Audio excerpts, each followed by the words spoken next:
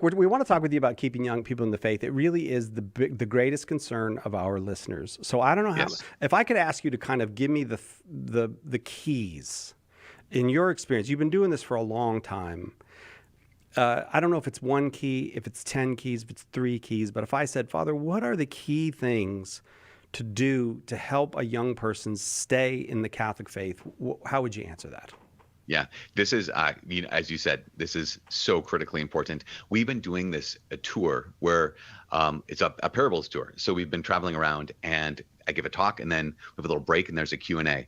The number one question, just like you're saying, the number one question is, what do I do with my kids who have left the faith, my grandkids who aren't baptized? What do I do with all of this? And it is the biggest pain point, I think, in the heart of every faithful parent, every faithful grandparent. It is probably the greatest pain. Yeah, probably the greatest pain. So we know the statistics that we would say that if we look back, there was actually this fantastic study done. I know at least one of the men. His name is Dr. Mike Rhoda. He's a professor of philosophy at St. Thomas in St. Paul. And actually, I know him all the way back. We were missionaries together when we graduated college. Oh. And he went on to study philosophy, and I went on to seminary. And he just concluded this basically nationwide study of what is happening, what are the contributing factors to why young people are leaving the faith. Because the statistics, they're a little fuzzy, but they're pretty like this. Basically, 80 to 90% of young adult Catholics who are raised Catholic end up leaving the faith. So we only retain 10 to 20% of those raised Catholic. And so he and some others did some really big digging into the contributing factors. They came up with essentially 4 contributing factors that cause what he said are a Catholic disaffiliation. Okay. And the 4 things are very briefly, declining consensus is one of them. And so what that means is we just have so much division.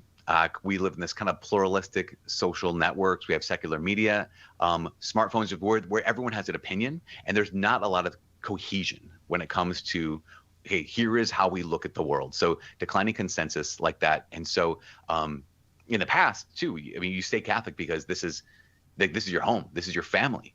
And now there's less and less of that. So declining consensus is number 1. We'll even come back to this in a second. Number 2 is weak certainty. And what he pointed to, what the studies pointed to, was along the lines of parents, even how they speak. One of the examples I gave was they say things like, well, we believe as Catholics such and such, instead of saying, this is true.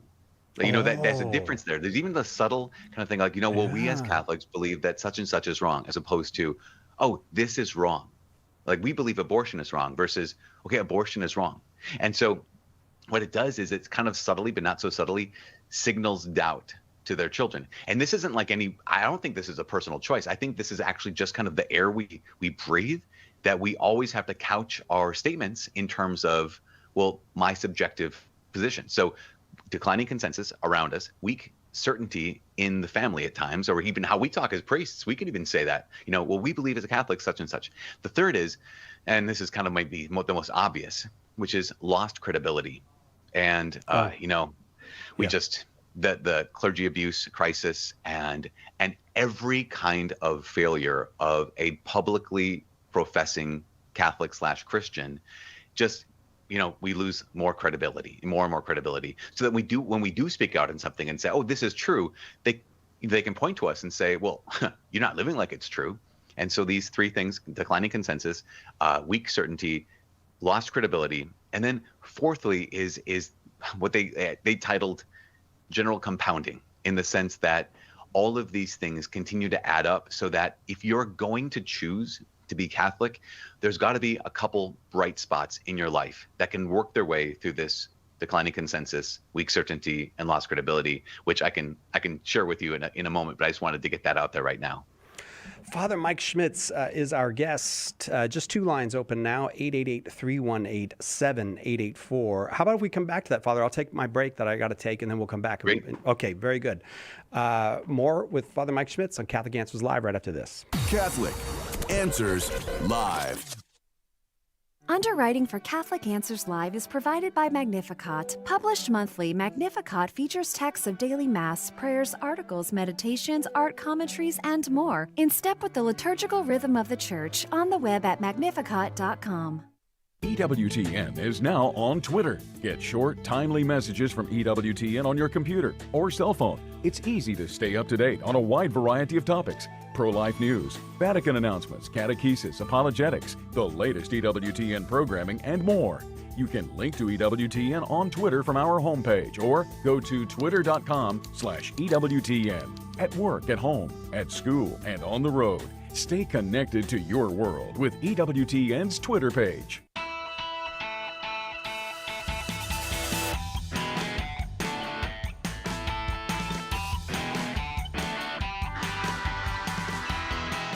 Welcome back to Catholic Answers Live. I am Cy Kellett, your host. Our guest is Father Mike Schmitz. You know him from Earth. He's everywhere on the Earth. I don't know. It's kind of hard to narrow it down. But I'm surprised. I appreciate that. And you are welcome to call with your questions, 888-318-7884. Today we're talking about what is really his area of expertise, keeping young people in the faith, helping young people keep their faith. So you gave us the kind of reasons, which I wouldn't say they're intuitive. I was very happy to hear about them, but they ring true when you hear them. You go, oh yeah, this makes sense. So tell me the response. What's the Catholic response to this reality? Right. So we can look at it two different angles. And again, this article by Dr. Mike Rhoda and Stephen Bolivant, that's his name. They pointed out parental factors, like family factors that people can do, and then also the factors of the young people. So here's four important factors. They're not the end all be all, but they are very important. And these four quick that they highlight are help. It really helps if both parents are Catholic. Okay. It really helps if the parents are united in their faith. And that's kind of, it might be obvious, but at the same time, okay, not necessary to someone's, in their heart and their chest just withered a little bit as they're listening to this. It is important. It's a critical factor, but it's not obviously absolute. So that's one. Number two, intact marriages are actually a really important contributing factor to that holding on to the faith. That statistically wise, it contributes a lot. We'll say it like that. And then when it comes to stability and credibility, is the third is that the faith is practiced by the parents authentically and visibly. And so that sense of just it's not just something we say, it's something we really strive to live. That doesn't mean perfection. Even those first three of the both parents Catholic or intact marriages doesn't mean perfection. But that third being the faith is lived visibly and authentically. We're striving to live the faith that we profess. And the fourth factor from parents is that parents talk about their faith. They talk about religion with warmth and consistency. And that's really important because we can talk about our faith angrily, especially when we're at what's going on in the world right now, what's going on in the church, or I can't believe Father said that from the pulpit, whatever the thing is, these parents speak about their faith with warmth and consistency. And so it's kind of like that sense of a positive experience is not perfect, but positive. Right. That's the first. That's parents right away. Father Mike Schmitz is our guest. Father, every single line is full. You feel okay going to the phones now, taking some calls? Father? Oh, that's okay. Yeah, whatever you want. Okay. Well, I wanted your permission. That's what I wasn't sure if you were asking me or if you were going to talk to the producers and say. Okay. Prentice. You only press the button. You're on the air. Is in Dallas. Wait, it says Dallas, Louisiana. Is there a place called Dallas, Louisiana? Prentice, is that correct? No, there is not a Dallas, Louisiana. I didn't think so. Dallas, even I knew this one, Prentice. All right, well, welcome. Go ahead. I thought I heard him say that whenever he was reading it back. But well, go ahead with your question for Father Mike Schmitz.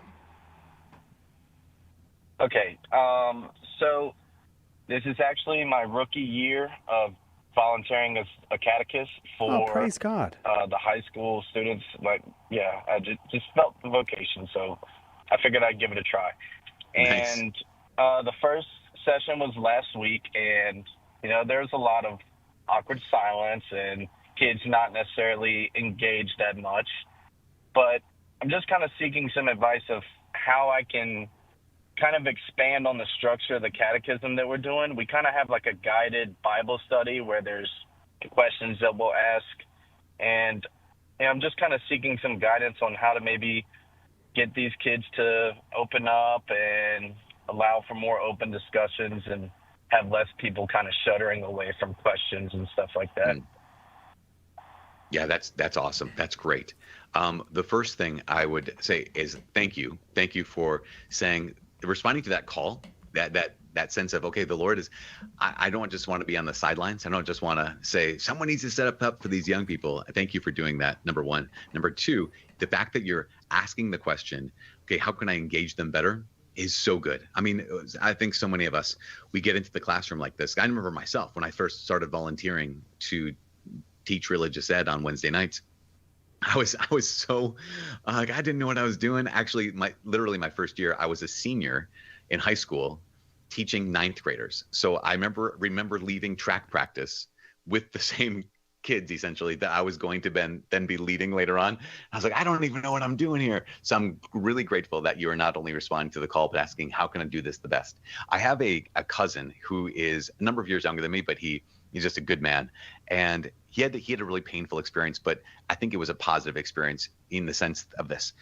He remembered what it was like to be on those Wednesday nights. And this is really critical, I think, for all of us. He remembered what it was like to show up and to be bored out of his mind. And he was even someone who was very interested in the faith if you would have just let it be interesting, how he would say it. And so he said, okay, I remember being bored because why? Because they were talking about something that I didn't care about yet. They were giving me answers to questions I didn't have. And so he said he went into that first class and said, you guys, I remember what it was like, et cetera, all those things, and said, I want to spend our time together answering the questions you actually have. Now, we have a curriculum, right? We want to go through these kind of topics, but I want to know, what are your questions? And so at one point it started coming where students were kind of giving him their questions. He was writing them down on the board saying, okay, this is how we're going to incorporate your questions into the curriculum that we've been given. So all these questions, we're capturing them because this is what matters to you. And this is one of the things, I mean, this is for all of us, right? I remember myself, even before I had encountered the Lord in a real way, I had been given the answer my whole life. I didn't have the question. Like, I didn't care. And so I would say, what are the questions they have? And you might find they're like, we don't care at all. Okay, apathy could be a real thing. But my guess is, if you have some prompting questions, would you guys want to know about this? Do you have questions about this? And it doesn't have to be all these like controversial questions. It can be some basic questions like, is confession really under the seal of confession? Can a priest really never say what he's heard in confession? Like, that can be, it doesn't have to be scandalous, or, it doesn't have to be one of those controversial, as I said, kind of questions, but it can be some of those things that people are like, oh yeah. So even if they don't have immediate questions, if you had some prompt questions that people, generally speaking, really want to know, that could be a great way to kind of pique their interest and let them know that you're there not to simply, kind of go through the book, but you're there to be there for them, which is a really critical piece of, there's some bright lights that researchers have found really help people and young people embrace the faith. And I think you're onto one of them, which is really great. What do you think, Prentice? Awesome. All right. That's all great advice. Today I actually printed up like some question on a sheet of paper that just says question mark. And because I know some kids are shy and they don't want to speak out. So I'll just hand them out. And if they want to write down a question, they can write it down. And maybe I could go over them at the end of the session or next week or something. But y'all pray for me, please. Yeah, absolutely. Okay. Just Prentice. pray for me. Thank you. Right. Hang on. I want to send you the big book of Catholic Answers if you'd like it. I think it's more than 200, maybe up to 300 questions and answers. That's for you, for your own study and as a kind of thank you for the fine work that you're undertaking there, Prentice. God bless you in that work. Let's go to William in West Jordan, Utah, watching on YouTube. William, welcome. Go ahead with your question. Hey, thank you so much. I just want to say a huge thank you to Father Mike Schmitz. You're a big reason for why I converted to Catholicism this year, and I've been listening to both. Praise God, that's amazing. And Bible in a year, and you've been such an amazing person to have in my life. So, Thank you. my question today is that I converted to Catholicism, but my wife remained Mormon. She is LDS, a member of the Church of Jesus Christ of Latter-day Saints. Unfortunately, she's not allowing me to baptize my children. And so I guess my question is, if you were me, what would you do in that circumstance? I love my wife. We have such a great relationship. She's my best friend, the person I know, God wanted me to be with, all that. But how do I handle this, Okay.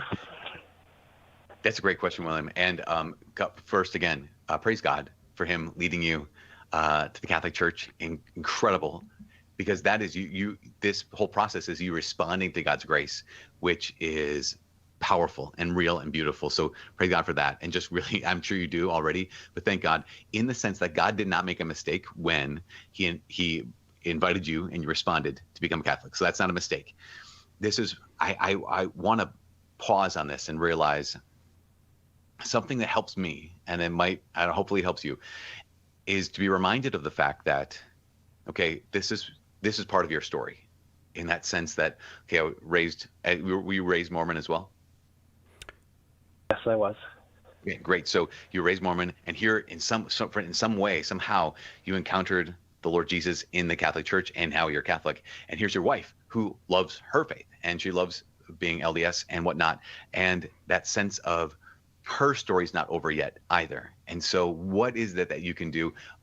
I wonder if you described the fact that you love your wife, and that your call to marriage is being sensed even as a response to a call from the Lord, and that sense of, okay, so this is good, continue to pursue this and continue to live out your faith, continue to love your wife. My thought would be to continue to pray for her, knowing that there's not necessarily a timeline, right? That you're in this particular situation, you're in this relationship, you're in this marriage, you're in this family right now, where you get to be the witness with your life. You get to be the witness with your prayers. And not to say you're the preacher comes home and says, well, I was listening to the Catholic Answers today, and I'm supposed to do this, and we have to do that. But I think there's something about the fact that, okay, this is our circumstance. There's no call to leave the circumstance. The call is to embrace this circumstance and to be able to, how do I best love my wife in this, even if we experience some division right now? And I think that is, that might be the most obvious statement, the most obvious next step forward. But I just think what I would advise to do is like, okay, double down on loving the Lord and loving your wife and your kids, and know that this is part of her story too. William, God bless you. Thank you so much for the call. There's a couple lines open now, 888-318-7884. We're talking about helping kids to stay in the Catholic faith with Father Mike Schmitz. Your call's welcome. Right back with more after this. Each Catholic is obliged to spread and defend the faith by word and deed. Well, we're here to help. Join special guests Chris Stefanik, Dr. David Anders, Steve Dawson, and all your favorite Catholic Answers apologists this September 25th through 28th in beautiful San Diego for the Catholic Answers Conference. Our theme? Go make disciples. Enjoy 4 days of faith, fun, and fellowship. Seats are still available, but going fast. We'd love to see you there. Register today at CatholicAnswersConference.com. Lots of people have big questions about Catholicism. It needs a big book of answers, and now it's got one. The Big Book of Catholic Answers is filled with helpful replies to more than 250 questions about the faith. Questions about God, salvation history, the Creed, the Bible, the list goes on and on. Order your copy of the Big Book of Catholic Answers today at shop.catholic.com or ask for it at a good Catholic bookstore near you.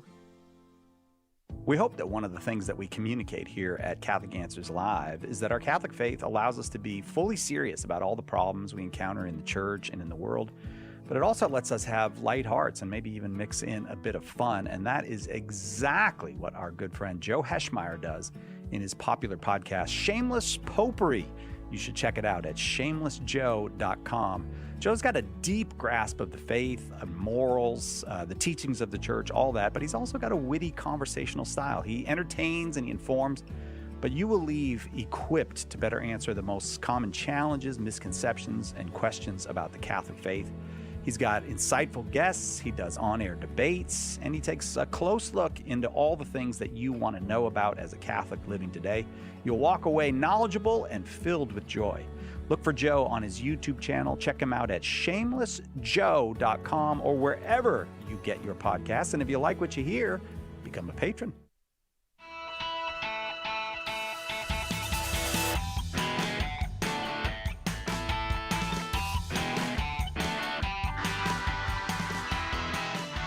Welcome back. Catholic Answers Live. I am Cy Kellett, your host. Just delighted to get the opportunity to speak with Father Mike Schmitz. Father Mike, most people know him, I think, from the Bible in a Year and the Catechism a Year, and now the Imitation of Christ coming out soon, you said. That's not out yet, Yep, right? I think October is when it's coming released, out in October. Fantastic. And he's the director of Youth and Young Adult Ministries, and he runs for the Diocese of Duluth, and he runs the Newman Center. Newman Center. I don't know why. I was like, I want to help you. Well, he wanted to help so job. bad. He saw me drowning. But the Newman, I don't know what happened to me there at University of Minnesota Duluth too. So I want to ask you a little bit about the Newman Center. I do happen to know, because someone told me, and you are gracious, you probably wouldn't bring it up yourself. You're raising money you're going to get some stuff done there. So tell me what's going on. Yeah. It's been. I mentioned this before.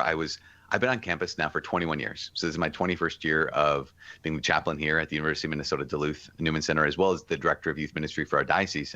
And so for all of this time, we've operated out of this little small house, and we go to on campus for Sunday Mass. Oh. And then we have a 2-car garage. That's our daily Mass chapel, our adoration chapel. And we just have grown so much. I think when I first got here, we had maybe 6 to 12 students coming to our Thursday night Mass, and maybe 20 to 30, 40 coming to Sunday. And now, any given day can be up to 100, 120 for daily Mass. And then wow. in the morning, about 200 in the morning and 600 at night coming to Mass. And we have about 50 to 60 Bible studies we meet every single week. It's really, really grown, but we don't have any space. And so there's miracle. I believe this is the Lord paving the way. I have been looking for land here anywhere near campus for the last 21 years. Nothing. Around 2020, 2021, there's a man who had been assembling all these properties on our block, and even actually offered to buy this house here. And he said, I'm building this building. You can have as much space in the building as you want. He was very generous about it. But we're like, yeah, but we kind of want our own building if we really, have a student center. And so we had to say no. Anyways, 2020, 2021, here he moved town. And so I reached out to him and said, hey, you left town. Are you still interested in building? Are you still interested in your project? If not, can we buy some of your properties? Got back and forth. The day we got a bishop, we hadn't had a bishop for a year and a half. The day we got a bishop, that morning, he emails me and says, we don't want to sell off any properties, but we will sell you the entire block for X amount of money. So I go to my bishop's ordination. Afterwards, say hi to him, meet him for the first time, then write him an email, say, dear Bishop, I just met at your ordination. Let me tell you a story. and told him the whole thing. The next day, he writes back and says, let's go. Let's do this. Wow. And so we're able to purchase the property. And now we're building an actual church and a student center on campus. And it's been really, really incredible. We've been able to raise enough money to build the church now, but we have to be smart about this. And this is one of those critical things. You can build a building, but you need to be able to sustain the building. And so this is one of those seasons where it's like, okay, right now we're trying to create a fund or an endowment that will be able to pay for this building in perpetuity, so that in the future, the next priest, next chaplain doesn't have to keep traveling all over the country to raise money. We can just devote all of our energy and all of our time to helping these students become Catholic or stay Catholic and grow in their faith, become kind of witnesses that the church needs. And so that's our project right now. It's called the Seeds of Faith Project. You can find out about that at bulldogcatholic.org. Has all the information, has videos about it, and kind of you get to see the house and what it looks like. And bulldogcatholic.org. That's a cool website too, bulldogcatholic.org. Check it out. Look at the Father has done so much for so many of us. It's just been a wonderful thing to be able to refer people to his work. And so if you're able, would you help him out at bulldogcatholic.org?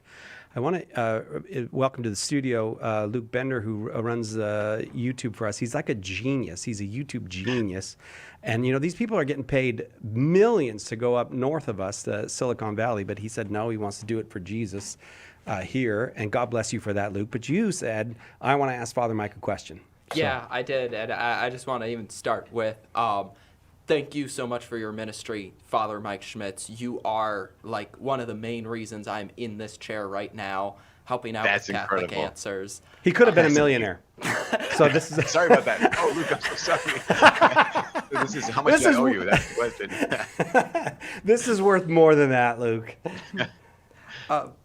But anyway, I am a young Catholic living in the faith right now, and I've got quite a few friends who are kind of all struggling with the same problem, which you can probably guess is the Catholic dating scene to a bit of an extent.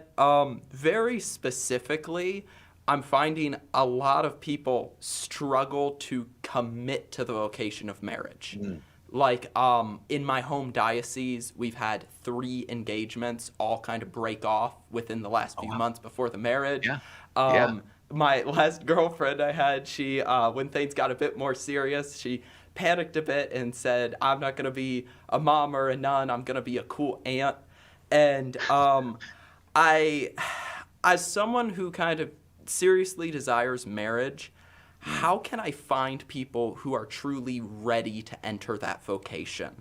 And what's the best advice you have for dating them afterwards, after you've seen all sorts of relationships thrive and fail? Yeah, Luke, that's a great question. And thanks for putting me on the spot. but actually, first, I apologize. I'm so sorry about that relationship that just kind of, ended. It's never easy. I don't know if you're at an okay place now, but it can be one of those situations where it's like, wait a second, we were moving forward. I remember doing, there's a young man, and he started dating. He was dating to discern, dating to, just for marriage, and started dating this woman, proposed to her. She said yes. They came up to Duluth for our first marriage prep. And at one point, halfway through, they said, can we just have a moment? And I said, okay, sure, I'll leave the room. And I came back in, and they had broken up. She had broken up the engagement. I was like, oh, wow. And they have a 2-hour drive back to the Twin Cities. And then what happened was, after that was he recovered, his heart recovered. He went back out there, met, one person, and they continued to date, proposed. She said yes. And then before even the first marriage prep, she broke it off again. And it was one of those situations. I only highlight this because his big crisis was, am I just bad at discernment? Like, I was praying, like I was looking for the kind of indications that this would be a good fit, that everything was, that this is not against God's will, all these kind of things. And he just thought, like, the problem must be me in this situation. I must be bad at discernment. I must be bad at relationships, all these kind of things. And the answer is no. This is one of the big things, is I really believe that there are a number of things that get discerned when this happens. And one of them is that at the end of the day, both people still get to choose. That even if the Lord is like, yeah, this is an open door. Yeah, this is a good door. It would be great if you guys are married. At the end of the day, both individuals still get to say whether they want to walk through that good and open door, or whether they would say, yeah, I'd rather not. So it wasn't bad discernment on his part. It was discernment. It was discernment on their part. Similarly, someone says, I really feel called to religious life, and they apply, and the people discerning they might say no, they might say yes. But the recognition is that is a cooperative discernment. And I know there can be a great pain in that. Thanks be to God. He started dating another woman, proposed. She said yes. They're married. They have, I think, 4 or 5 children, and they're just like, they really, really love each other. It was a matter of, but we're both on board. And I'm so sorry, I don't want to be tangential here, but I think there's something about that just is, sometimes we can get so discouraged by our story, discouraged by our past and discernment, that it can be like, man, will it ever work? Or is it me just messing this thing up? And I just wanted to hopefully try to speak into that, Luke, in the sense of saying that this is part of the process. I do want to try to answer your question, but I want to first, what do you think about that part first? Yeah, I think that's great. Discouragement. I mean, one of my my best friend was one of those who had the engagement break off, and he's been dating, and it's just been rough to see him kind of get in a more negative state when I know he's such a strong Catholic man. He's leading a community out there, and it's just a measure of like feeling like you have failed at discernment, and it's just a matter of kind of like finding those people who are ready to marriage. Where's a good place to meet them, and it like your number one tip for dating. So I'm going to say something, and you're going to say, everyone says that. It's fine.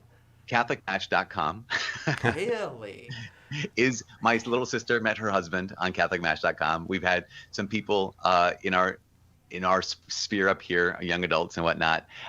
I've also heard people say, I go on there and it's been fruitless. But there's a place about when people are in a website kind of like that, they are interested in discernment. They're interested in pursuing a long-term relationship, interested in discerning marriage and family. And so that is kind of that open door. It does, again, it's not perfect. There's no place you could go that's perfect. You go to your local parish, that's also not going to be perfect.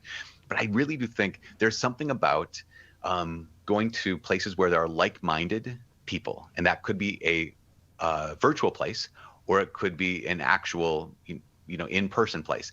But I think that's always been the secret, hasn't it? That I could go to my local parish, and then there she is, because I go to the place where like-minded people. I go to that. A woman I work with right now, she's our chief of staff, and she had tried Catholic Match, didn't really work out for her. Then she went to another more like, I guess, political worldview website place, and she's engaged. It was like-minded people coming together and looking to say, who's here that I could maybe potentially see myself having a future with. And as you know, Luke, part of that is getting out of our comfort zone, maybe getting out of our circle of people we know now. But I really do believe it is going to those places, whether in person or virtually, where there's like-minded people, and then just kind of bumping into folks and seeing who's there. And I don't know. What that's what I got, my 2 cents. All right. Well, thank you so much, Father.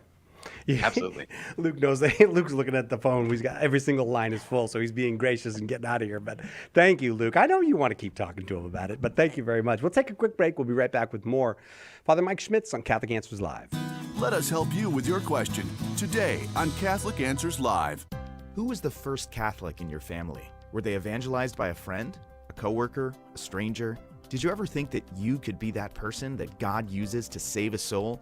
And that soul could save their family, their grandchildren, and generations to come. At St. Paul Street Evangelization, a Catholic nonprofit, we train, equip, and mobilize Catholic disciples to do the urgent work of evangelization.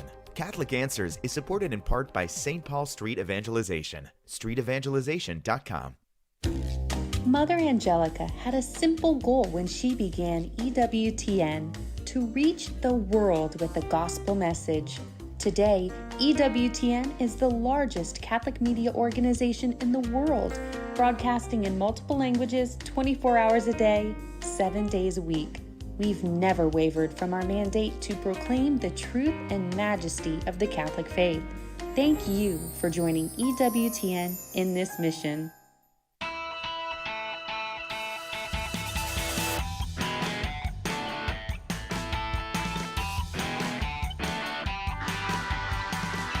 Welcome back. Catholic Answers Live. Father Mike Schmitz is our guest. BulldogCatholic.com. Go there and help out in their fundraising campaign for the Newman Center. Look at how easy that was to say Newman Center. Couldn't say it to save my life last time, but look at how easy that was. Help them out as they're building a magnificent new center there to serve the young people. We've got to do that. We've got to support. We all say, what's happening and what can I? Well, here's what you can do. Go to BulldogCatholic.com. I want to get to the phones, though, because we have kept a lot of people waiting. Hannah's in Tennessee, watching on YouTube. Hannah, you've been very gracious to wait. Thank you. Go ahead with your question. Yeah, sorry. My question is I'm going to try to keep this as quick as possible. But pretty much, we're young in the faith, and I would consider us young. We just turned 30. So my fiance and I have been dating for 10 years. When we first started dating, we were both living in the world, not Christians at all. I became a Christian about 2 years ago. I started going to a Protestant church without Nick. He came to the faith probably 6 months later, and we both started going to the Protestant church together at that point. However, he grew up Catholic, and so he fell away from Catholicism in about high school. So there's some things that we are in Protestant church that he just did not agree with my pastor, and it was mainly over something silly like James being the brother of Jesus. You know, he preached that that's what that was. Anyway, so he has now decided he wants us to go back to the Catholic Church. I've never been. He wants to go back. As his wife, I want him to lead our family, but all the teachings for the past few years are pretty much, that I know, are anti-Catholic. I've been listening to Catholic Answers Live and realized that you guys have a lot of good persuasive arguments. My question is, I just want to know, what if Nick would have pointed us to like something like the Mormon church or something like a Pentecostal church? If I were to submit to my husband and just follow like one of those denominations, like how do I know, I guess, that these people are just, you know, everybody's smart in their own denomination, I guess, and I just need to know like how do I discern? Wonderful, Hannah. Do you get what I'm saying? Yes, it's very clear. Father? Yeah, absolutely. Hannah, thank you so much. And Nick is your fiancé? Yes, that's correct. Awesome. So you're completely right in that sense of, wait, what if my fiancé / future husband, you know, is leading us, but he's leading us somewhere that is not right? What if that discernment's off? You know, it's fascinating because we have in the Catholic Church, there's a lot of times where someone has a superior, when meaning like if you're in a monastery or if you're in a convent, like monks and nuns, that kind of thing, there's someone above you. And for me as a priest, we have a bishop. He's above me. He has authority over me. And so one of the calls I have is ain't even a promise of obedience to my superior or obedience to my bishop. And so this has been one of those really important things. But the caveat has always been for 2,000 years of talking about this, you know, sense of obedience, or sense of allowing those people above us to lead us, has always been, we can obey our bishop in all things or obey our superior in all things except for sin, or except for error. Another way to say it is that. And so when it comes to this, that sense of I'm going to be led, I'm going to cooperate with my superior, cooperate with my spouse in this, there's that piece of, always when it comes to truth, always when it comes to the good and the true, the good, and the beautiful. And so I think that the fact that Nick is saying like, yeah, the Catholic Church that's fantastic, because I believe that, you know, the Catholic Church is the one founded by Jesus. Now, if it was being led somewhere else, then I would say, yeah, those are the questions we have to ask.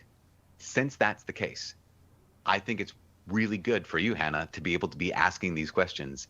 You know, C.S. Lewis, I'm sure maybe in the last couple of years when you came into the Christian faith in your adulthood, you've maybe encountered C.S. Lewis and his book, Mere Christianity. In the intro to that book, Mere Christianity, he talks about, listen, I'm just trying to encapsulate everything, or the major things that most Christians agree on. This is Mere Christianity. But then he says, at the end of the day, though, you're going to have to choose a room to live in. At the end of the day, you're going to have to choose a church to be in. And he said, the question we can't ask is, do I like this door of this, you know, this room, or do I like the person who's presiding inside the door, or do I like, you know, the service? The question I have to ask is this true? And is holiness here? And so what it sounds like is that when you're listening to Catholic Answers, you've heard like, oh, wow, this seems to be, strikes the note of truth here. And it seems like when people live out their Catholic faith, there is real holiness. Now, I'm sure that the church you're in right now has goodness, has truth, has holiness, because we know that the Lord Jesus he is liberal with his Holy Spirit. But I'll say this one last thing. And the last thing is this. If you were to say, I'm going to take that step with my future husband to become a Catholic, there's nothing about the church you're in now that you'll be leaving behind that you won't find in the Catholic Church. What I mean by that is there is something so powerful about realizing that when Jesus gave us the church, he gave us the fullness of our inheritance. So as an example, as a Protestant, you might say, okay, we have 66 books in our Bible. Well, the Catholic Bible, the ancient, more ancient Bible, has 73 books. And realize, wait, that means there's 7 books that are actually supposed to be yours, Hannah, that for the years that you've encountered the Lord, you haven't been able to have access to because no one's told you about them. But there's 7 extra books, or they're not extra for us. There's 7 more books that you didn't even know about. That's your inheritance. That's meant to be for you. Same thing when it comes to like the sacraments, like the Eucharist. That as actually, you're a Christian. Like, you belong to Jesus. He actually wants you to have that gift. And there's something about saying, okay, if I become part of the Catholic Church, that means that I get the fullness of my inheritance. And there again, there's nothing I'm sure there's so many good things in the church you attend right now, but there's nothing in the church you attend now that you have to let go of in order to become Catholic. What I mean by every good thing, every true thing, every holy thing you find right now, you're going to find them in the Catholic Church and more. And I know that might not be exactly your question, but that's some thoughts. Yeah, and that's like, I guess the thing too, like, I've thought about the extra books in the Bible and things. I'm like, I'm going down this deep dive, or what seems like a rabbit hole of like, okay, did they add these books, or did we take them out, or who went wrong where? Right. And so it just seems like, in our church, it's like, okay, well, those 7 books, they're not like, I guess, God breathed. They're important. They're important. They're great books, but they're not like, they're not books that you can read them, but they're not, for say, stuff like that. And so it's like, I don't want to get it wrong. No, you don't want to get it wrong. Right, Hannah. And that's so good, Hannah, because what you're saying is that question, and it really comes down to that question. I would even say this. It comes down even more clearly to this. This is one big thing. When I was a kid, my mom, I don't know if you remember this at all. Do you remember the Dear Abby news column, like advice column? Somewhat. Okay, so people would write into, Abigail Van Buren and say, "Dear Abby, here's my question," and she would have advice. It was kind of the precursor to the radio show call-in thing. And at one point, someone wrote it and said, "Dear Abby, who founded the religions of the world?" And so Abigail Van Buren, the author of this, she was Jewish, I believe, at least culturally Jewish. So she didn't have a horse in the race.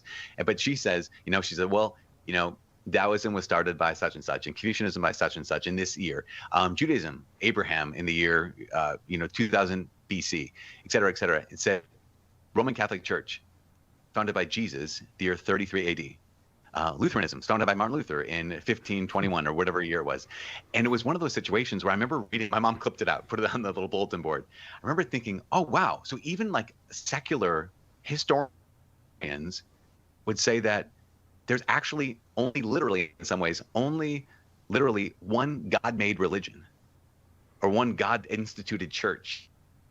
And that's the Catholic Church. Every other one is either broken off or started on their own by human beings. And so sometimes, I don't know if you've heard this, Hannah, people say like, I don't want to follow a man-made religion. I'd say, absolutely. I don't either, unless it's the God-man, Jesus, who actually did, historically speaking, and we believe theologically speaking, founded the Catholic Church. And he said, you're Peter upon this rock, I will build my church. And I think that's in so many ways the question, because where do we get all the other books of the Bible? We got them from the Catholic Church. The Catholic Church said, these are the books and none other. And we all accepted that until 1521, when Martin Luther said, no, not these 7 books, and took them out. And I think there's something really powerful about knowing that if you become Catholic, you're not joining a man-made religion.